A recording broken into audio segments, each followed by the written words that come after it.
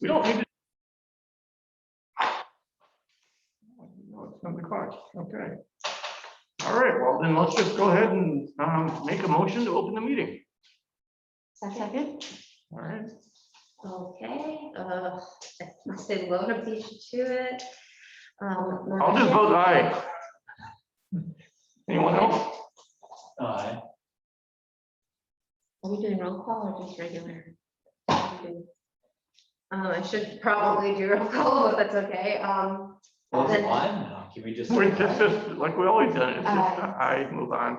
There we go. Okay, Katrina? Aye. And Marshall said aye. Okay, motion carried. Okay. And any conflicts of interest that anyone might have with our discussion with the Canal Corporation? No. No. None. Okay. How about the New York Power Authority? Or the Power Authority. So the Canal Corp, Mindy, so I'm sure you've dealt with all these entities before. So the Canal Corporation is owned by the Power Authority and, or it falls underneath them. I don't know how any of these. I are. don't know how it all fits together either. I just saw that both of them were on the pleadings in the lawsuit. So they would both be entities that would have possible conflicts. Okay. So, yeah, I didn't know how all this works, but I thought that, what did I hear? The Canal Corporation just keeps bouncing from being under one state agency to the other. They're under the Thruway Authority for a while, and then they were somehow moved to the Power Authority.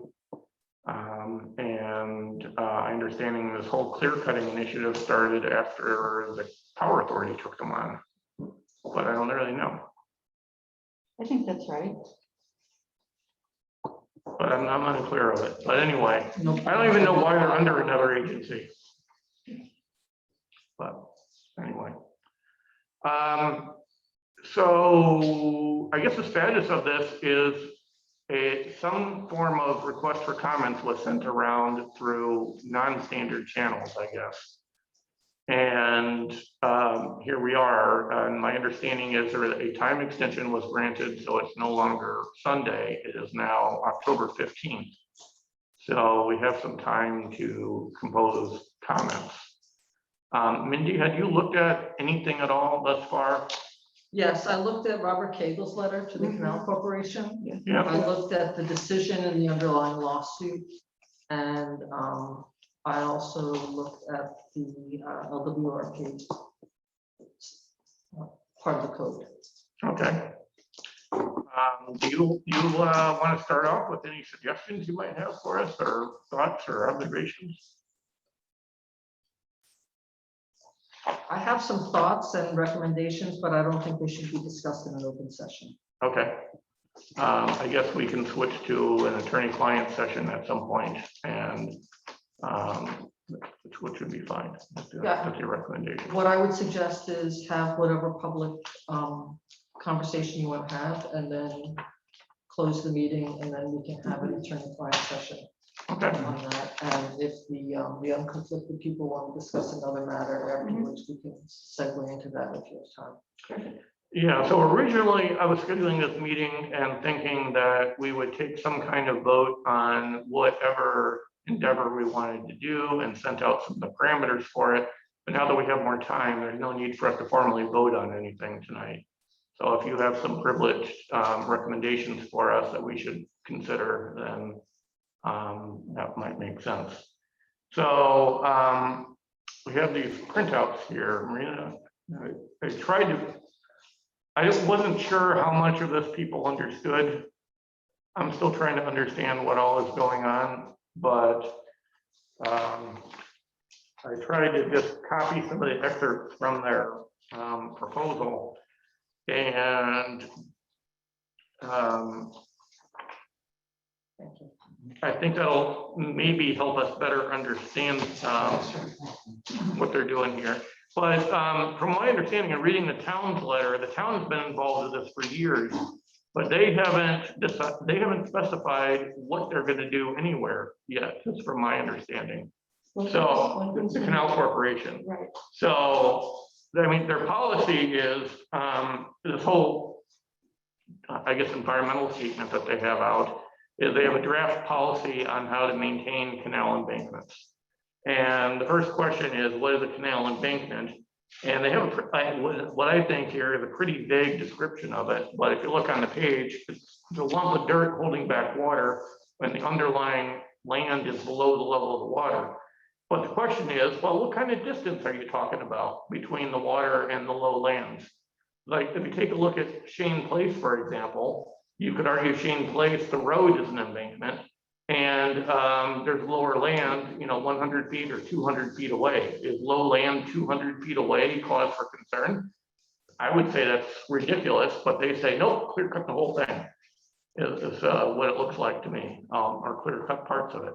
So, I think that whole comment from the town is we don't really know what to propose. We don't know how it will affect our community.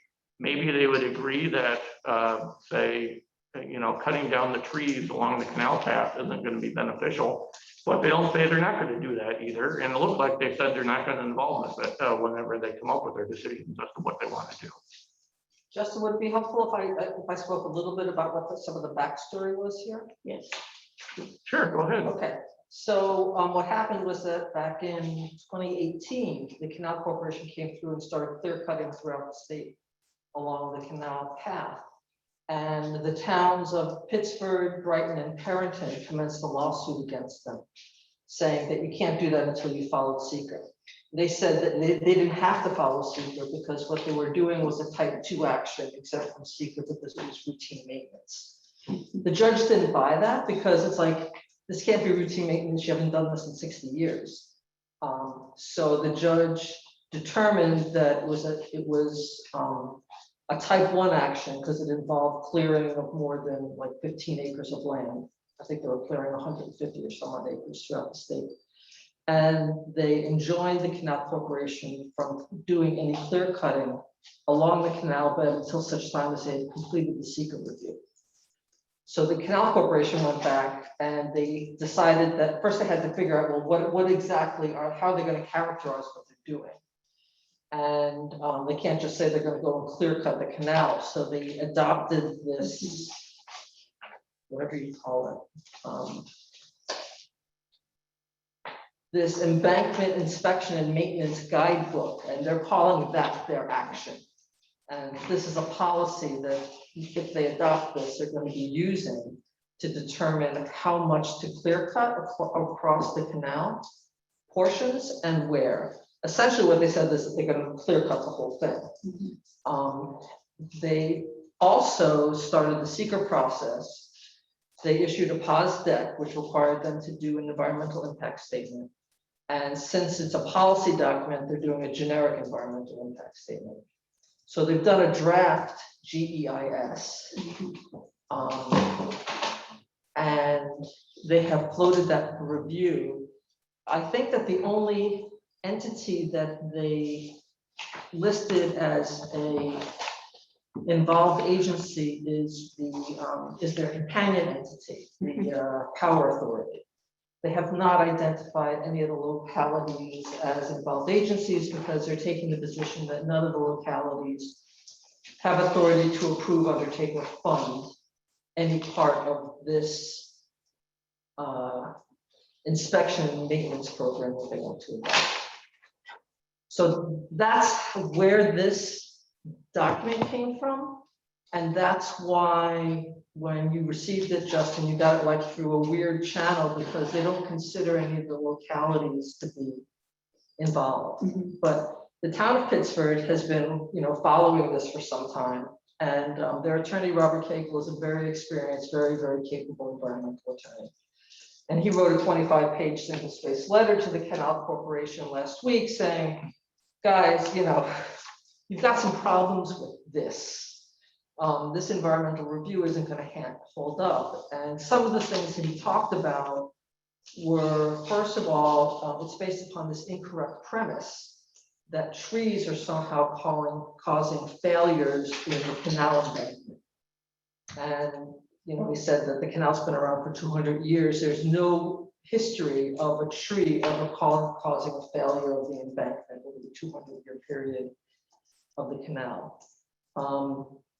the Canal Corporation took its policies from federal regulations out west related to dams. And, you know, they pretty much use the word dam and canal interchangeably, but canals aren't dams, and they can't be regulated as dams, and there's really no policy reason to regulate them as dams. The other thing that he pointed out is that the Canal Corporation stated concerns about canal failures were wrong. They tried to get around that another way during the litigation by saying that there was an emergency caused by an imminent dam failure, and that's why it was a type 2 action that would be exempt from secret review and not a type 1 or an unlisted action. The judge says no.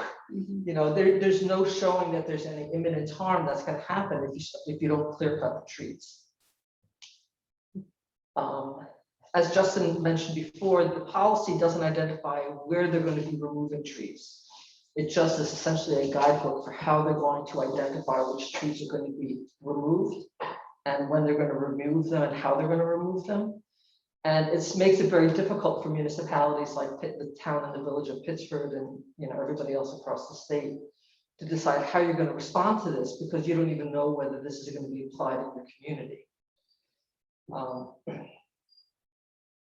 He raised Cagle also raised some concerns about how these activities and these policy guidelines, excuse me, may not be consistent with the town's approved LWRP Right. and overlay LWRP zoning district.